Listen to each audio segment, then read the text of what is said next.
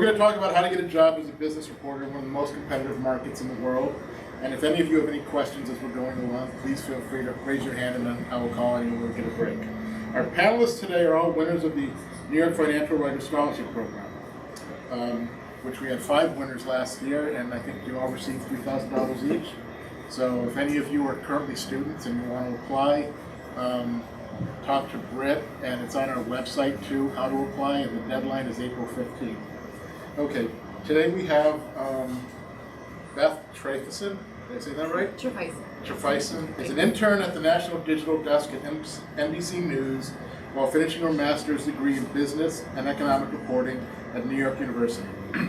Beth worked as a general assignment reporter at the Cape Cod Times and has interned at the Boston Business Journal and Crane's New York Business. Allison Smith is next. She's a reporter at Bloomberg News, where she has covered retail, niche industries like the funeral casket business and online porn. And she currently covers the municipal bond market. Finally moving to the exciting part of financial news. And last year she graduated from the Craig Newmark Graduate School of Journalism, where she studied business and financial reporting, and has worked as a freelancer for Travel and Leisure and The Guardian. And finally, we have Diana Lee at the end here. And she's a student at NYU's Business and Economic Reporting program as well. And after interning at Bloomberg this summer, she expects to join Bloomberg full-time in January, and she's also interned with Reuters, the Financial Times, and the Wall Street Journal in Beijing. So we'll start with each of you and describe. I'm going to go and ask you a question, and then you just go down in a row and answer it. So what's your current job, and what do you do right now? Beth, please. Yeah, I'm working at NBC part-time, working for the National Digital Desk, putting together explainers.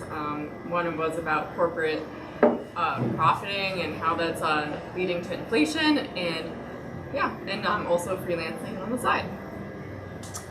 So I'm currently a rotational reporter at Bloomberg News, and essentially what a rotational reporter is, it means that they typically come through the internship, and then once you become a rotational reporter, it's, as the name implies, you rotate throughout the newsroom for a year, and you spend 3 months on 4 different desks, on a markets desk, a beat desk, a platform type of desk, whether that's TV, radio, or one of our verticals like Pursuits or City Lab.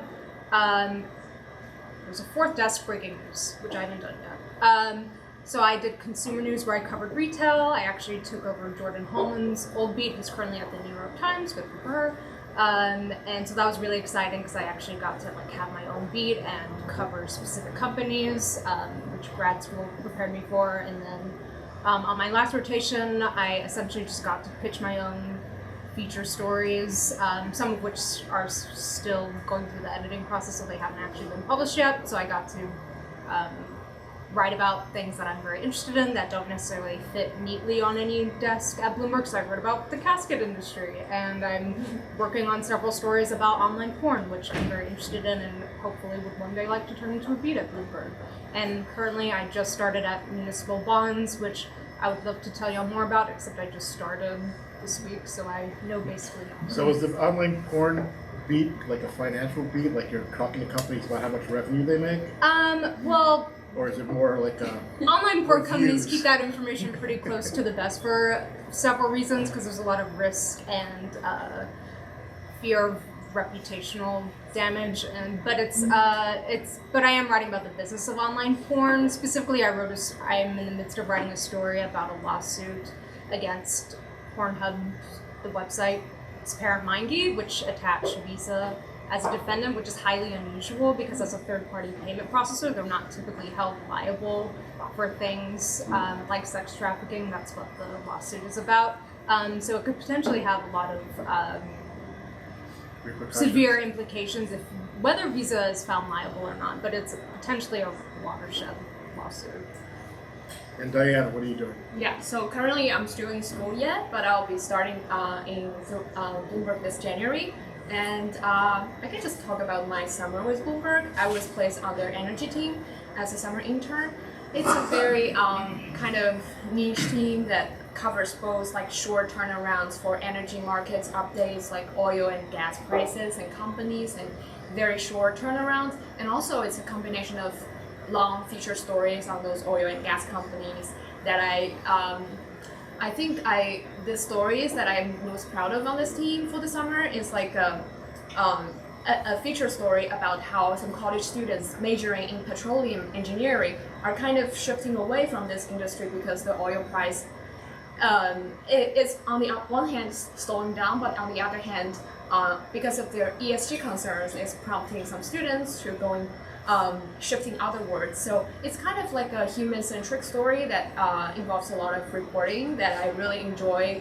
Bloomberg has a lot of like playgrounds for us to work with that kind of long feature stories, and also I think one of the other like things I really like about Bloomberg is you don't really are not restricted to one team. Say I'm placed on the energy team, but I can pitch stories to other teams as well. I also worked on a very big feature on the finance team about how some investment bankers this year, because they're seeing this slowing down in deal making, so they actually have more time in their free time. So I actually went to the Wall Street bars and coffee places to interview them to see, hey, do you have more time to hop into the bars and something like that, to kind of show their deal making is slowing down. So that was one of the other like human-centric financial stories that I think is really exciting to do at Bloomberg. Okay. Yeah. So let's get down to what we're here to talk about. When you decided to look for work, I guess either as an intern or full-time, what was the process you started in getting a job, and what was your plan of attack in applying for these jobs, and did you have any special challenges or hurdles as you were doing that? Beth, would you like to start? Yes. I think the biggest part was trying to figure out where do you even look to apply. I think especially when I started to look at internships about a year ago, like I was like, well, where would I want to intern? Like, you know, you think of the big names at first, but then at the same time, I ended up at Crane's New York Business, which was an amazing fit because I really got to do a ton of reporting for them as if I was a reporter for them, even though I was an intern. And it was a smaller publication, but I thought it was a great experience. So I think just being open-minded about where you land your internship or even your first job out of college is definitely important. Like, I mean, I would have loved to, let's say, gotten an internship at Bloomberg, but I think at the same time I got maybe even, I got so many opportunities to do amazing, fun feature stories for Crane's New York Business and then later Boston Business Journal. Both like very, regional publications, but you get to really dig into a lot of stuff there. So basically, don't just go for the big names. Look at trade publications and smaller publications, or maybe even websites and whatnot, and looking for places. I mean, you're starting out, you just want to get a job, so it doesn't really matter where you're beginning. How about you, Allison? How did you find any challenges? I would completely echo that, because my summer internship before I started at Bloomberg as an intern was at Crane's Detroit Business, and I loved it. It was a very similar, it's like a small newsroom. I was treated like a real full-time reporter, and it was a great experience because I didn't really have a designated beat, so I got to pitch stories all the time. So I came away with a lot of like big feature stories that I'm like very proud of, and were very helpful in applying to Bloomberg and putting my clips together. But in terms of maybe the biggest challenge, I guess I would like twist that like a little bit, because I think a lot of people saw the fact that I didn't really have a traditional journalism background. I didn't study journalism in college. I honestly never wanted to be a journalist, but my opinion changed when I started doing freelance journalism, like travel, like food stories when I was living abroad. And I spent 3 years in book publishing, and I think people would see that and kind of immediately be like, oh, she doesn't have like a traditional journalism background. But I used that to my advantage, because I would explain, well, I was an editor, so I have 3 years of incredibly strong editing experience, which means I always submit very clean copy, which editors love, and has become very useful to me in my current job. So I think if you're a non-traditional candidate, it's finding what makes you unique and what's going to set you apart from what's obviously a very competitive job hunting landscape. That answers your question. Well, that was definitely good about the challenges, but I also wanted to know about process. I mean, was there anything special you did? Oh, right. In terms of how I started applying in my last semester of grad school, I was pretty razor focused on ending up at Bloomberg. I did, of course, apply to other places. It's certainly a numbers game. You just sort of cast a wide net and apply everywhere.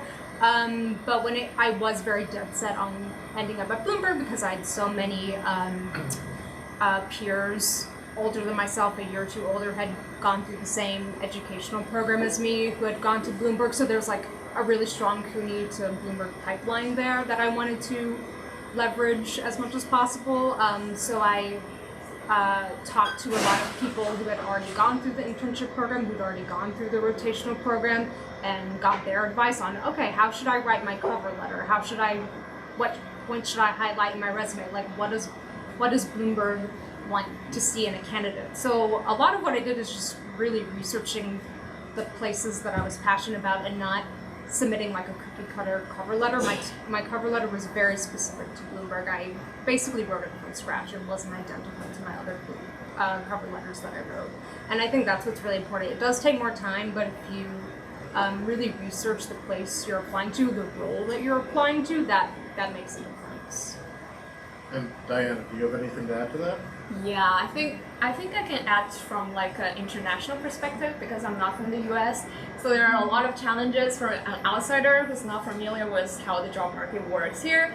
And I think, first of all, well, of course, English is not my first language, so I got constantly nervous about my writing, and I would be so nervous to see so many mistakes I made, and I got so nervous about the response from my editors. And also, I have to worry about a lot of like, I don't know, visa issues and stuff like that in terms of job hunting, which are most likely not transparent on the job listings. But I think you can also turn these kind of challenges into your advantages. For example, if I say, I'm not native in English, but I can use my Mandarin language skills as a plus, I think Bloomberg really value your multi-language abilities. They value you speak a second language, which will help you with the local reporting that you can do, which other people cannot do. And also, if I'm not confident about my English writing, I can also learn coding, which I think is also very important, gradually getting more important in the modern journal, like a newsroom, because a lot of data journalism trends are happening in the newsroom, and I'm also catching up on that. So I think that's also something that young journalists should also kind of put more investment on that. And I think lastly, I would say to cater that, the most important thing is to network and join as many clubs or associations like New York Financial Writing Association as possible. Thank you for the plug. That's where all the like you got to meet so many amazing editors and senior journalists who can give you so much incredible advice. That, for example, when I was getting this scholarship award for the dinner, I met the bureau chief of Bloomberg New York bureau chief Shelley Banjo. I talked to her, and then she was very friendly, and I catch up with her after I started my internship at Bloomberg. So she was super helpful in giving me a lot of advice on how to survive the internship and also how to prepare for the rotation. So I think any little opportunity of networking might be leading to very great yield. So I think for young journalists, you should grab every opportunity. You're like answering the questions I haven't quite answered yet. But one that I do have, and since you've been talking about it, and you were talking about how to sell yourself. So was there anything, if you focus on that particular aspect, is there anything else that you haven't told us about how you sold yourself to get the job? Yeah, I think, for example, I just mentioned I kind of emphasize on my language abilities and coding abilities, which I think is kind of my how to make myself stand out from other incredible journalists. It's New York, it's financial center of the US and the world. So I think you have to know what makes you different from your competitors, and you really have to know that very well. And also I think just kind of portray yourself as being passionate and devoted by showing the work that you've done and the million ideas, especially story ideas that are really interesting and workable. I'm sure these two ladies also have incredible story ideas. Do you two have any pointers on how to sell yourself that you haven't already mentioned? Yeah, I guess to to build on that, I would say, in addition to thoroughly researching the places that you're applying to, and That's very, very important. very important, Knowing what kind of organization you want to get into. and knowing what stories they publish, so you can better go into an interview and like have pictures And prepared. probably have the names of editors so you can talk to them. For sure. I would say what I did to sell myself was I had very clear goals for what I wanted to do at Bloomberg. What drew me to the publication was it's such a big newsroom with a lot of opportunities. They're constantly building out coverage, and I thought I have very clear ideas of what I want to do professionally. I want to cover the adult industry through a business and finance lens, and I think Bloomberg is a place I can do that, and it's an area of coverage that's missing at a lot of business and finance news outlets. Not a lot of people cover it, even though there's money to be had there. But at the same time, communicating that as a prospective intern, as a prospective rotator, I want to learn the nuts and bolts of what it is to be a finance journalist. I want to cover markets. I want to cover breaking news. I want to get the all-around experience. So it's a balancing act of showing that you have clear goals and you know what you want to be, but you also are open to learning and working your way through and learning from the expertise of editors and senior reporters. It's a balancing act. Does that make sense? Beth, do you have anything to add? The only thing I would add is I'm coming up through the world of like local journalism. So the way I kind of, when I pitch myself, is that I know how to go out on the street and report, no matter what the topic is. And you just have to really play up to your experience, where you're coming from and what your power is. I always tell people that I love writing stories about people. I think people are the center of all stories, even if you're writing about markets or things like that. So I feel like that's what I try to do, is to tell people, these are my strengths. I think I could bring these skills to anything that you throw at me, and I am open to, learning the skills. So always being like telling people that even though you're... No question. Oh, Okay. yeah. So one piece of advice that I tend to give to young journalists is to work on your portfolio, because when you arrive at a job, the editors will have a lot for you to do, and some of it will be scut work.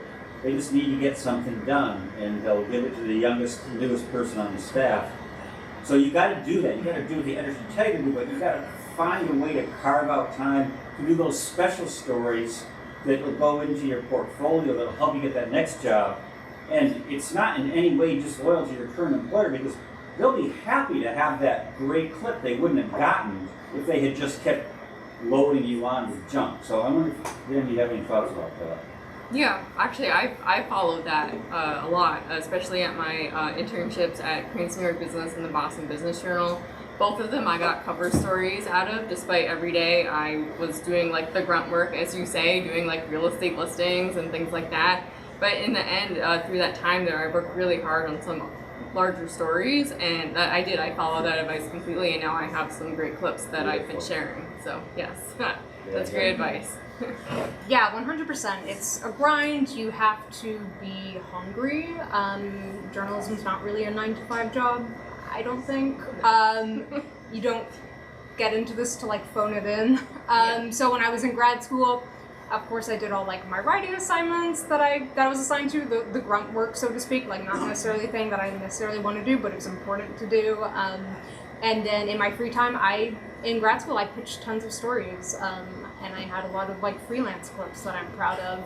And even, this actually goes back to your earlier question in regards to freelancing. So I had pitched a story to an outlet, and it passed, and then eventually the story got killed, which was sad. I'm still very sad about it, like years later. And so in my interviews, when they ask you something like, what's a challenge that you overcame or something, I would use that example to explain as an interview question. So it was because it was an important learning experience for me as a freelancer, as a writer, as a reporter, why that story got killed.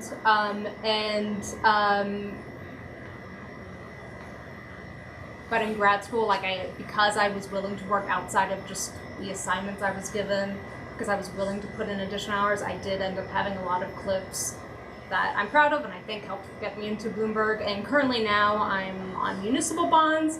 I'm just starting a new beat, so I'm meeting with analysts and investors. I'm calling people. I'm trying to learn more about this beat that I don't really know that much about. I'm trying to get up to speed as quickly as possible so I can better help my teammates, my fellow reporters and editors. But in the meantime, I'm also thinking about stories that I'm personally passionate about and can work on in my off hours, so to speak. Okay. My next question, I'm going to tell a little story myself.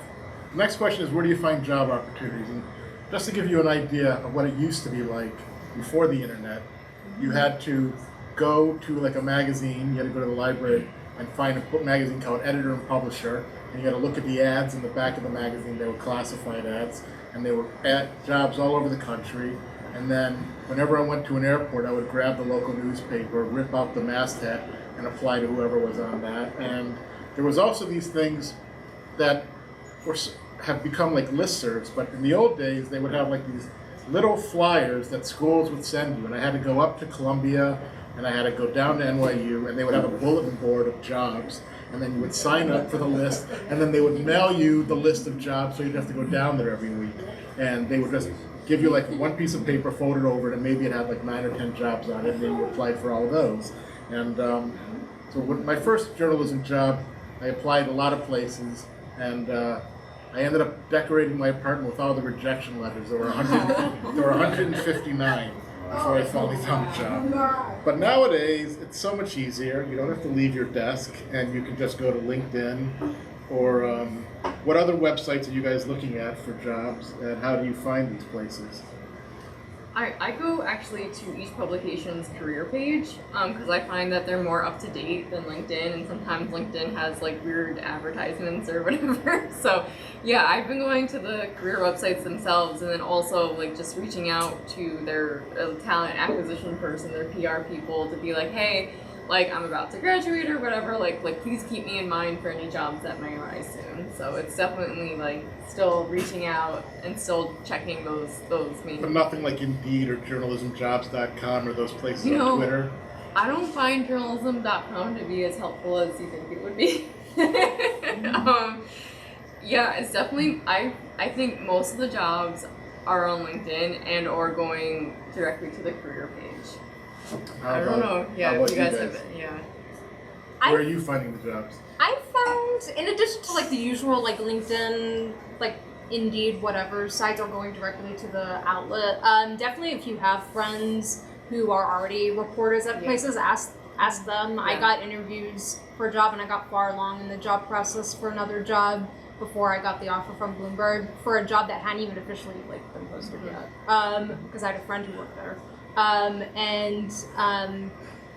Also, I just found that, I mean, I don't know if this is true of like all grad school students, but I found that my grad school cohort was very close-knit, maybe because we were in a pandemic, so we felt sort of like unified, I don't know. But I found that we were all very good about like sharing job postings with each other, so definitely like leverage like the people you know, like your classmates, ask them, because I would find that like a lot of my classmates would be like, would have specific people in mind. They'd be like, hey, I saw this like markets reporter job at Barron's, I think you would be good for X, Y, or Z reason. I found that happened a lot with my cohorts. I don't know if that's true for everyone.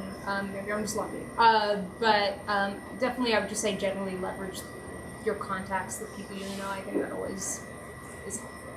Yeah, I think especially for new grads, if you're in journalism school, that's the best resource you can start, like your career center or like some career professor. Like for NYU, we have a really good career kind of professor. She helps us with everything. Every time some new job popped up, she posted, like blasted everywhere in LinkedIn, in our special email subscription and things like that. So you always get the up-to-date job listing, and also you can also reach out for help in the cover letter and CV and stuff like that to make sure it's perfect. And even you can like ask your classmates to do like mock interviews together so that you can poke holes with each other. I think that will be super helpful in preparing for the upcoming interviews and so on and so forth. Did when you guys were starting out, I mean, you all landed at large organizations, but were you looking at trade publications or startups or someplace like Business Insider, places that were not the obvious names, how did you find these smaller publications? I mean, a place like Crane's Business News isn't that obvious to most people just starting out, or The Real Deal or something like that. How did you find out about these smaller publications? I think it was a combination through research and like what Diana just said, like having the help of someone who is local here, being able to be like, oh, why don't you check out this publication? So it's just kind of just like getting that advice to like, because like you come to New York, the big names, but it is helpful to have someone to be like, oh, by the way, these publications also exist. So yeah. Okay, that's great. And so let's go to cover letters. I think that's very important for anybody applying for a job. You still need to write cover letters for most jobs these days. So what did you write in your cover letter to make an impact? And when you thought about it, what do you think you did that got the job? And Allison, I know you said you were very specific about your cover letters. I could talk about cover letters all day. Okay, well, give us like 7 minutes. But specifically, when you were applying, focusing on Bloomberg or focusing on an organization, what kind of stuff did you put in the letter that made it very specific to that company? Well, first I'll give a general piece of advice for journalists. First of all, you're applying for a writing job, so please do not begin your cover letter with the standard, my name is so-and-so and I'm thrilled to apply for this blah blah blah job, internship, whatever. Like, please, you should begin, hook the reader. Begin your cover letter the way you would a feature story. So what I did, I took, in 2 or 3 sentences, I took a key memory from my freelance experience, basically a memory that inspired me to pivot to business and finance writing, because I was applying for a business and finance writing job, and then segued into the whole, that's why I'm applying to this internship, the more traditional conclusion. That's a way, what we were talking before is how New York City, the job landscape is so competitive. So little things like that can help you stand out. Now, in terms of how I wrote my cover letter for Bloomberg specifically, I thought about what is Bloomberg about? It is a premier financial news organization. It's all about moving markets. So I used key language about how that's the kind of experience I want. I want to write at a place where, at Bloomberg, where that breaks news, that moves markets. I connected my experience at Crane's Detroit Business, and how that experience was applicable to Bloomberg, because I pitched stories that could theoretically just as easily appear in Bloomberg because they were business, finance-driven stories. And then I recall in my conclusion, I also, summing up why I wanted to work at Bloomberg, I flagged 1 or 2 stories that I generally liked at Bloomberg. Don't just pick don't go to the website and just pick the first story that you see. Find a story you really like and flag it. Link it even in your cover letter and be I hope to emulate this kind of writing for X, Y, or Z, reason. I remember the story I flagged. It was by Josh Idelson, and it was about he writes on labor, which is something I'm interested in, generally speaking. And I also flagged another story that tracked. It was when we were all very obsessed with the supply chain crisis. I mean, we still are, but it was at the height of that. And it flagged this cargo ship and how it got stuck in Shanghai. Sorry, this is a long time ago, so I actually don't remember that well. But I just thought it took this very concrete example and broke down the supply chain crisis and how it works in such a way that it really just clearly explained how this domino effect of how one stuck cargo messes everything up, basically. In a way that was what's the supply chain crisis? And it really just explained everything to me in a very Bloombergian way. So I hope that answers your question.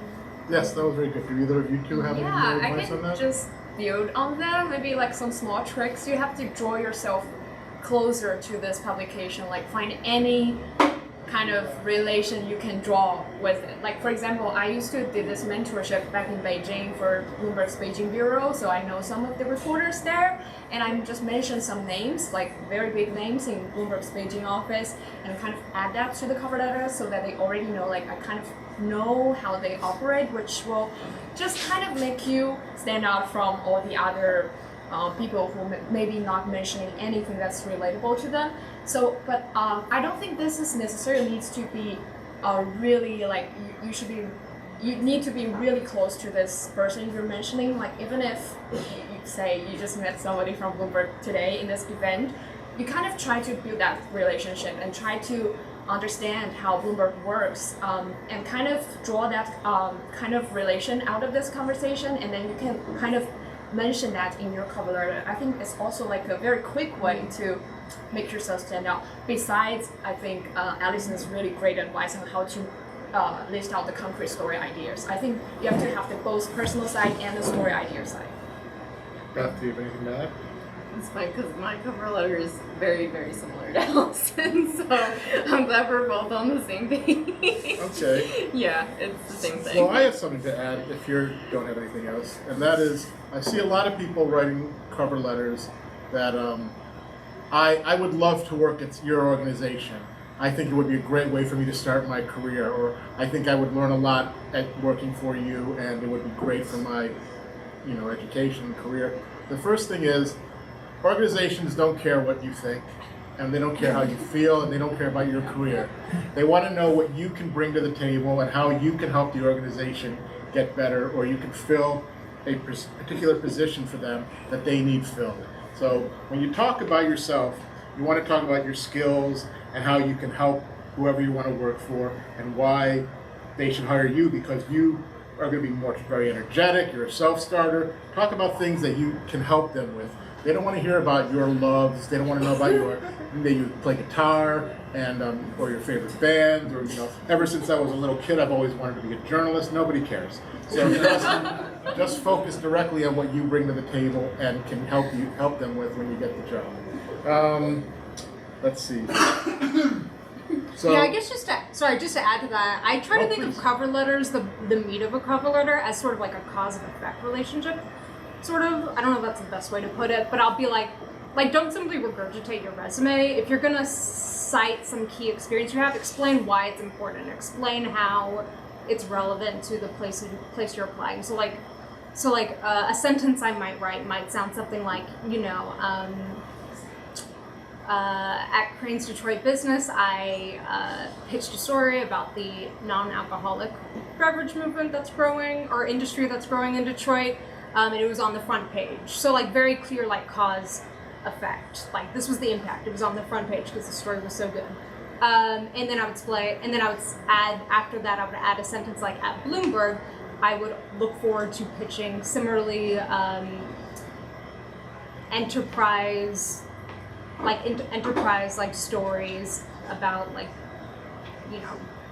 various industries, businesses, something like that. So just a very clear, something you did and how it applies to wherever you're applying to. I'd like to add one more thing. There's a real pattern for cover letters. But if you're applying for a journalism job and you're showing off you're a writer, write it like a story. Have a lead that really grabs people. Here's who I am. I'm applying for this, and I can bring whatever. I'm a great writer. I can write really fast, or whatever you can do. And then gradually go into the background of yourself. And your second paragraph and your third paragraph, like you're writing a real news story, so that you got to grab them in that first paragraph, or they're not going to read the rest. And that's all I can remember at the moment. Okay, so I pretty much.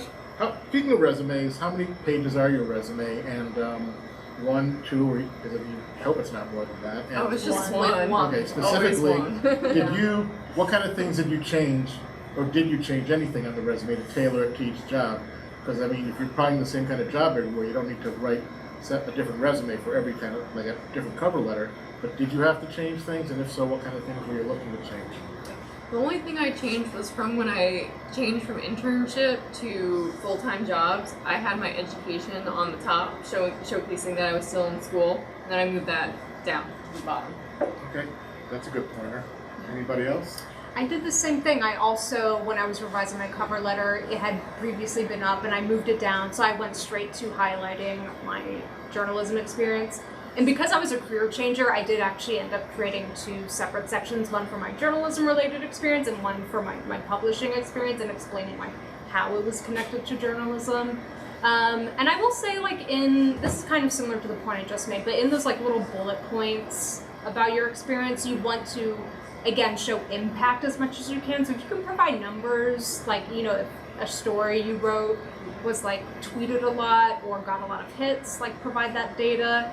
Or if like someone really high profile like commented positively or retweeted it or something, then like share that information. Yeah, I guess. Are they still using objectives? Do people want objectives? Do people still use objectives in I the don't top? use that Okay. personally. I guess the most challenging part for me, because I'm relatively young, I haven't had a full-time job yet. I'm still like a student straight on. So the biggest challenge was to feel the like work experience. I make every like freelancing opportunity as basically a bulk of information out there. But this starts to change once you have more and more internships and mentorships and stuff like that. You kind of when you realize you're already beyond that stage, you just update it and you basically pick the most valuable or like the big name ones on the very first few. I know it's like the best practice to keep it like chronologically, but I try to like if it's like very close, the dates are close, I try to put the most like big names on the very front so that it's more obvious to let them see at first. So yeah. William had a question here. Yeah, I find this a really interesting discussion about cover letters and resumes because it sounds like you all believe and have reason to believe that human beings read these. And my question is, do you find yourself having to insert keywords to get past the AI to the person, or do your resumes actually get read by a human being in HR and passed on to a hiring manager or editor? I know let me just interrupt you a second. I know the last time I wrote a resume, which was not that long ago, I just had a section right at the top of the resume of keywords and threw out every word that the computer would possibly want to grab before I even listed my experience at all. So have you guys found anything like that or heard any tidbits of how you should go about it? To be sure, I would put keywords that were in the job posting in my resume as naturally, as organically as possible. I don't know.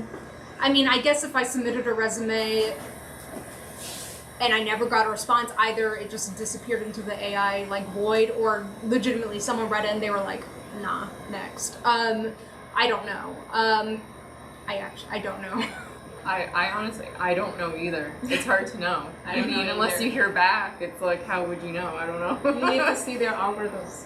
Yeah. But I think better safe than sorry if you can put those keywords in, like, you should. Exactly, yeah. I'll just say I went and I sat with a guy who does resumes for a living for people, and that's what he suggested. You put your keywords, like 20 keywords at the very top underneath your name. So if it's just a computer, it's going to see those words, and if you have a lot of the ones they want, they're going to grab you. I do put like my skills section high up. I can't remember if it's at the very top or if it's the second section, but it is high up, and it's very like hard skills. I don't put any soft skills like, oh, she's like diplomatic or anything like that. It's all very like, okay, she knows Python, she knows JavaScript, like stuff like that. Okay. You guys brought up networking before, so how important was networking in landing the job? And what should people do about network, or should they just send out cold emails? How do you find places to network? I mean, this is a good place, but how were you finding, and did you find that was helpful in getting the job?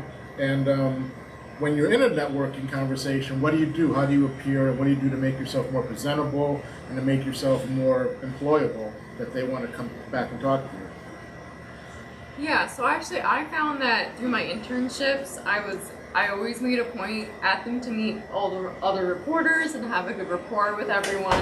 And now when I'm now looking for another job, I have gone back and I've said, hey, like, I mean, of course I always keep up with people, don't just come back when you want something. That's my biggest advice. So I've always kept up with people, whether it's through Twitter, being like, hey, I love that story you wrote, like that was like an amazing report, like I keep up with the publication. And then when it's time to be like, hey, are you guys hiring? It's not like so weird that you're just reaching out of the blue being like, give me a job. So I highly recommend keeping up, even after you leave a place, keeping up with the people there. It does make a difference. Do you two want to add something to that conversation? Yeah, I will say, yeah, like networking is like sourcing. Like you don't just go when you're reporting out a story, you go when you're looking for a story. And to like remind them like, hey, we know each other, remember to send me tips if you have any. Definitely at Bloomberg, when I was an intern, I made a point of emailing like every new person like a week and getting coffee with them, even if we hadn't like met, if it was just a reporter whose stories I admired, even if it's like a little intimidating. Like because you had mentioned Shelley Banjo earlier, you had talked to her, and she's like a big person. She's our New York bureau chief, so she's like a very important. I think a lot of people might be intimidated to reach out to her or someone like her and be like, hey, want to get coffee with me? But she was one of the first people I reached out to, and she also made time for me, and I ran like story ideas by her, and she was very helpful. So don't be afraid to reach out to someone just because they're like big and important. I find that people are generally happy to share their knowledge and expertise with young reporters, especially if you come prepared, you're knowledgeable about their work and what they do, and you can ask them informed questions about that. Definitely come prepared to networking meetings. Treat them like interviews with sources, like know what they do and ask them specific questions about that. Yeah, I just want to add on to that. I think internships are the best place you can network because you're literally surrounded by the best editors and journalists that you're legitimate to like establish as many relationships as possible. You just go on, talk to them, grab coffee with them, and also kind of introduce what kind of stories you're interested in. They might keep that in mind, and next time when there's a story coming up, they might think about it and they will assign that story to you.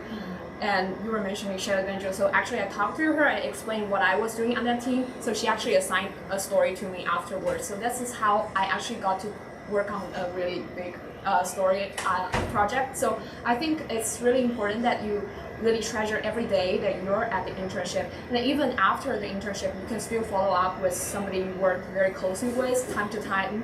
Like you don't need to like email them like 1 week before you want to find a job. You just keep the conversation going, and maybe at the end of your school life you can just follow up with them. Hey, are you hiring somebody by any chance? And then this kind of relationship, to Beth's point, I think it's not transactional. You just don't want to make it like so awkward. So I think keeping this relationship going is very important. And also apart from internships, I also think joining some memberships is crucially important, especially in New York. I think there's so many associations like this really good one, and I think all those like networking opportunities are like crucial to meet people, pitch yourself, and kind of portray yourself what you're interested to write about.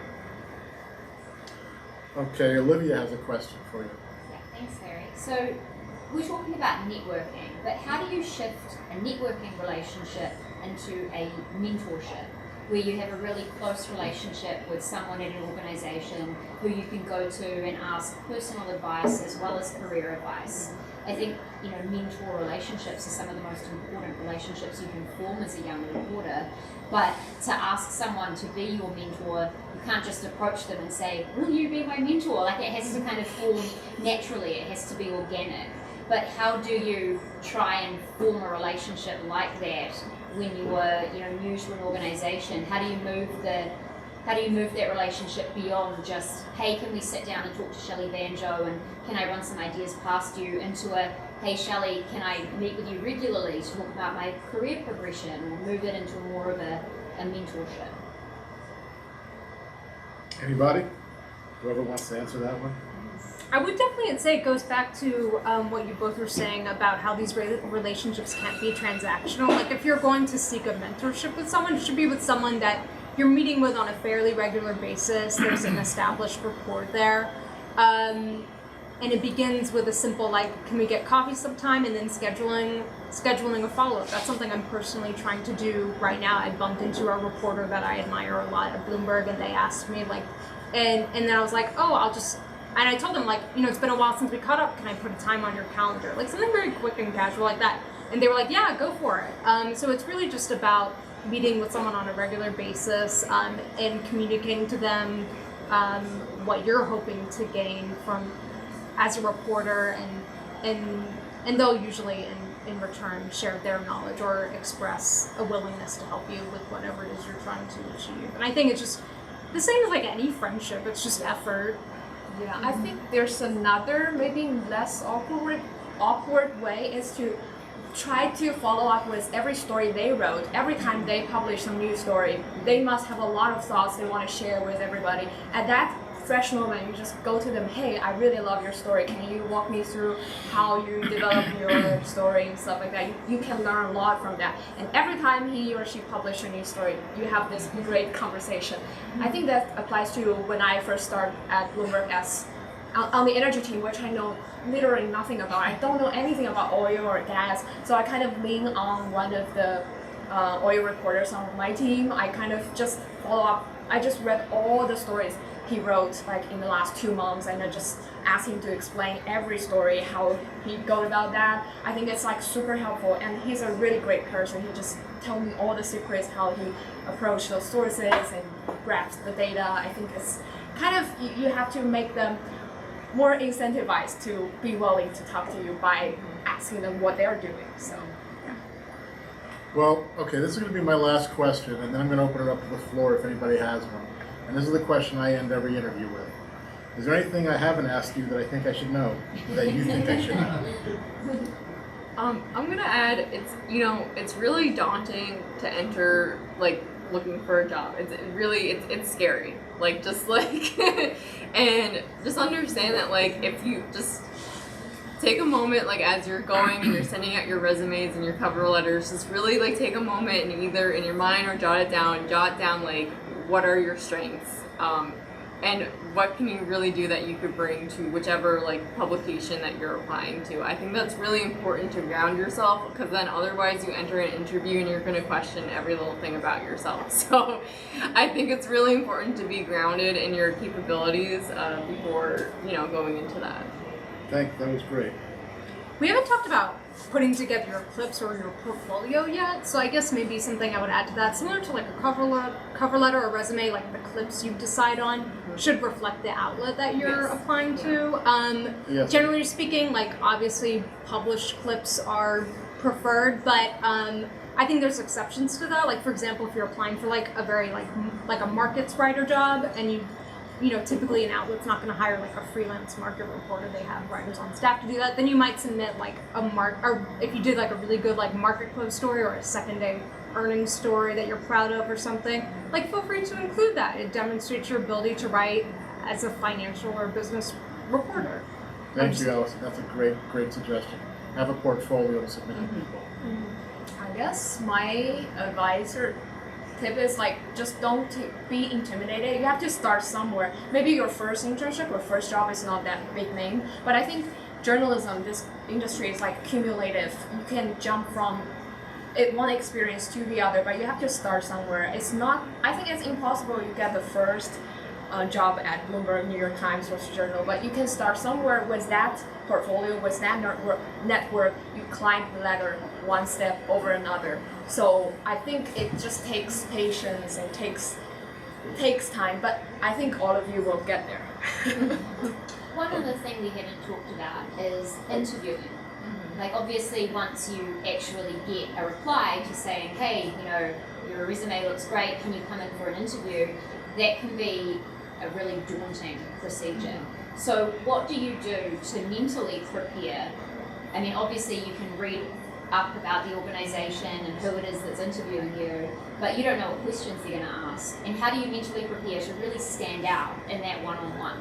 I think it's not just mentally prepare. I also physically write down so many stuff on my notebook. I basically just wrote down 1 million story ideas. I think that's what journalism jobs are really looking for, is that if you have good story ideas. For example, if I see supply chain issue like I want to write about, I not only think about this issue, but also I would think about a specific idea, which factory I want to interview, which company I'm gonna illustrate, and which data I'm gonna use, or how should I go about it. Should I go to social media or like some press agencies or stuff like that? You have to give like approachable methods that you're gonna apply in this kind of process. And also you have to say, oh, I know maybe Bloomberg already done a lot of reporting on that. What can I add to, like, based on your reporting, what fresh perspectives that I might introduce to give you a fresh coverage. I think that's what this kind of publications are really looking for. This might sound like superficial advice, but 100% dress for the job you want, wear nice clothes. Yeah, So I remember when I worked in publishing, me and a fellow assistant editor, we would like interview people to be interns, and we would honestly reject candidates who seemed qualified, gave good answers, but just didn't have good. This is gonna maybe sound shitty, but would have like really bad body language, like they'd be like slumped in their chairs, or kind of be like too casual, or like little things like that matter. So pay attention to your body language, like sit up straight. Be professional. Don't act like too casual or like because wear a tie. Yeah, like wear nice clothes. So that sounds really superficial, but trust me, that stuff makes a difference. It shows that you really care. That's what it comes down to. And I think you had said before about mock interviews. Yeah, I think every college, grad school has a career center with someone who's trained to like do those kind of one-on-one mock interviews with you. Take advantage of that because they're going to ask you the right questions that can help you prepare, and the more you practice, like anything, the better you're gonna be at it, and the less nervous you'll be. Yeah. Well, I'm sorry. But yeah, the only thing I would add is they always ask if you have any questions, like always. So like have some good questions for people. Yes. Yeah. We would also get knockoff people who didn't have questions. Always have questions. Joyce, do you have a question? I do. I, a fellow young journalist, I'm very tapped into social media and how many of us either do use it or don't use it, both in our self-branding as a journalist and in our actual day-to-day tasks in the job. Can you guys speak to both of those sides? Like, how do you use your social media to boost your presence and your credibility or your work? And also, what does social media usage look like in a practical sense in your day-to-day? Like, a lot of people thought us to be very versatile, but sometimes it's just like all lobbed over to the social team, or they ask you to do a lot of the grunt work as well. So, what does that look like for you guys? I think it's a very effective tool in terms of sourcing, especially for some on the ground and like really quick turnaround stories. I remember one story I did for Bloomberg is like for New York City Cityland, that team talking about the heat wave in the summer, how it's impacting a lot of delivery workers and doormen and stuff like that. So we actually were able to locate a lot of sources from the Twitter. We just saw the Twitter and just kind of messaged them. That story was finished in 2 hours. If without social media, we couldn't have done that. So I think that's part of the power of social media. Yeah, definitely for sourcing. I use Twitter all the time to find sources. Hashtags can be really powerful in that way, particularly like in the case that Diana just examples she just Specifically, shared. what do you say? I'm looking for someone who can talk about municipal bonds. Well, no, maybe if I'm writing a story about like maybe a city is just put forth like a bond referendum. I do know things about this beat. To build out a transit line to reach people who are in like a transit desert. I don't know. Then I might talk to people who are in like a neighborhood about like, I might try to find people on social media who live in that neighborhood about like, you know, how do you get to work on a day-to-day basis? How would a new bus line, how would that change your life or free up your time or what have you? So hashtags can be really powerful in that way. TweetDeck is a really powerful tool, especially because I've gotten to this point where I've covered so many different beats now, so I need to have like a TweetDeck for every like little different thing. Because if I just look at my main Twitter newsfeed, it's a nightmare. So I need it to be organized, otherwise it's practically useless because there's so much information coming in. In terms of like promoting yourself as a journalist, that's a great question because that's actually something I'm extremely bad at, and I'm trying to be better at. So just every time I have a new story come out, putting it out there, put a couple little hashtags, maybe tag the people I interviewed, or something I've seen other journalists do is maybe if like important color or quotes got cut in the story, they didn't make it in, they'll add it in like this Twitter thread. That can be like an engaging way to entice an audience to read the story without like giving the whole story away. Does anybody else have questions? I'm sorry, sir. What's your name? Oscar. Oscar. I have a question for Diana specifically, because I'm also an international student. And it's like, I know you talked about language as one one of the things that you make you stand out. Do you have any other advice or things that makes you as an international student and job applicant stand out from? Yeah, I think if you have another language, it's definitely to your point. And also if you say, I just thought about maybe social media, if you have social media from another country which nobody else uses here, like I have my own media channel in Chinese social media, which I have a lot of followers, so I can get a lot of sources from that which nobody else in the newsroom can get. I think that's also a plus. So you have to, maybe if you're international, you also have a lot of connections from your home country that you can constantly keep that relationship going. They might be one of your sources some days, and also generate some of your story ideas from your home country. I think that's definitely your plus. I would play up the fact that you speak a different language, Even if it's Swedish? especially because it's Swedish. Yeah. That's No, super not- hard to learn for others. Yeah.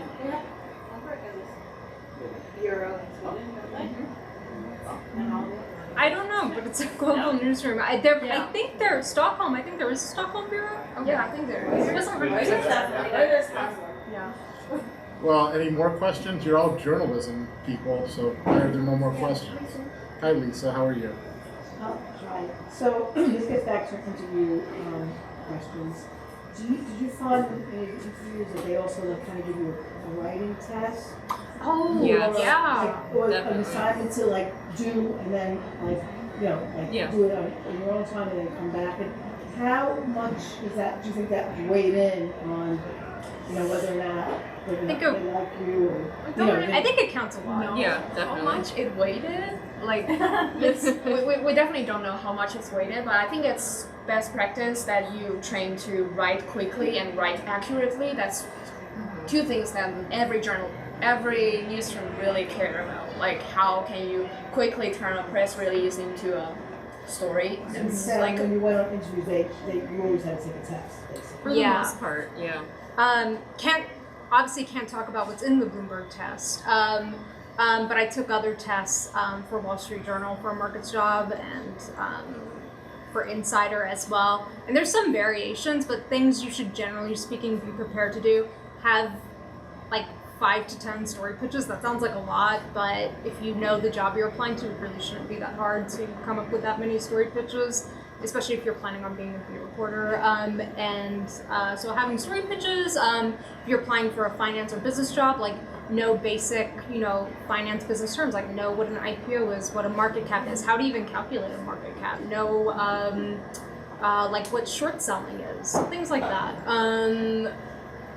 Writing from a press release, like Diana said, know how to write like a market story. Know how to write an earnings story. How to write an earnings story. Read the Wall Street Journal or Yahoo or something. Read about earnings, because I'm sure you will be asked to write that when you go somewhere. And I can add to that. I did the Bloomberg writing test 5 years ago, and in terms of how much it's weighted on whether you get the job or not, one of the things they do is they ask you to spell out acronyms, and one of the acronyms they put in was M&A, and I said that meant management and administration, and I still got hired. So I don't know if they how much they weighted, but yeah. Good to know. I just assumed it counted for like a lot. Well, But clearly not not a huge amount because I'm still there today. I do think the writing part matters more than like maybe the Terminology, yeah, the knowledge. because of finance. anyone can learn terminology. Yeah. That's Yeah. hard. Well, I think they want to see how you can perform on deadline. Right. Right. They give you like whatever it is, like a half hour. Right. I would love to know who it was that marked that test though. What are you doing applying at Bloomberg? I have another question for you guys. I feel like the journalism world has changed so much in like the last 5 to 10 years even. And, the traditional journalism role of writing for a print publication, like a newspaper reporter or a magazine reporter, has shifted. Now there's an expectation that we're all on social media, that we're multimedia reporters, that we can do podcasts and TV and Multiple stories a day. documentaries. Pardon? And multiple stories a day. But also enterprise and investigative, and it's all these different skills, but we're also spoiled for choice. I feel like it's hard to know which way to go as a reporter now. Do you want to be a data journalist who specializes in Excel or Python? Or do you want to go into docuseries and streaming, which a lot of the big publications are now leaning into?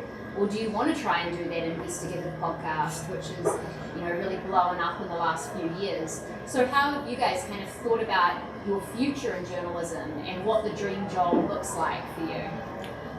I think I have a big thing about data, like I mentioned. I think it's going to be the future of journalism. I don't know if this database is too grand to make, but I still feel like the future is going to be more data-driven stories, because that's what is most simple and easy to tell the story, and it's really just powerful, especially combined with the visualization. It's going to make every story more concrete and solid, because people are kind of getting more tired of reading long stories and they just scroll their phone and just get away with it. But if you present them with solid data, nice graphs, I think this is going to be much more value as a journalist, because anybody can read this kind of information from like social media or whatever, anybody else. But if you want to tell the story as a journalist, you can tell the story, you have to have some special techniques to tell the story that nobody else can do. So I think I'm really big on data. I think it's increasingly important to be able to tell a story quickly and concisely. I know at Bloomberg, they always prefer short stories. Not that we don't have enterprise stories, we certainly do, but if you can write it quickly, you should. I do recall when I was applying for Bloomberg, I kept hearing Bloomberg loves data journalists, I just kept hearing this over and over and over, and I was like, oh god, I have to be a data journalist now. And I wasn't actually too worried, because I actually had coding experience. I was a nerdy little high schooler, and I was like, that's fine. And then in grad school, I took a Python class, and I was like, I don't know. And I did kind of feel like I had to be this certain type of reporter that I didn't actually want to be. So it's gonna sound like cheesy advice, but try to cut through that white noise and know what your strengths are and what you want to do. But if you can do other things, definitely don't sell yourself short. Let them know that if they do need someone to do Python, you can, or if they need someone to do this other thing, you can. But if you do have clear ideas about what you want to do, don't hide that. Well, I think I'm going to use that as the ending point, and I want to thank these young women for coming and giving us their time tonight, and I think it's obvious why they won the scholarships this year.